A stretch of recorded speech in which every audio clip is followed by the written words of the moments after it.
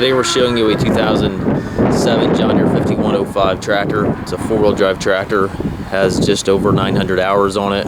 It's a very nice, very clean tractor. Tractor is 50 horsepower. It is prior to all the Tier 4 emissions. Tires are good. There's a front weight carrier on it. Paint is in real nice shape on the tractor. 3-cylinder John Deere diesel engine in it. It does have the mid hydraulic hookups here. If you want to add a loader, you can certainly do that. Has the SyncReverser Transmission. You got 4 gears that are in line here in this lever. 2 ranges and 1 reverse gear over here on the left. So with your 2 ranges, you've got a total of 8 gears with a combination of this lever, and then the reverse, you've got the 4 speeds in the reverse. Tires are good in the back here as well. It does have the foldable rollover bar with the Canopy top, telescopic 3-point arms, stabilizer chains, drawbars there, top link is there.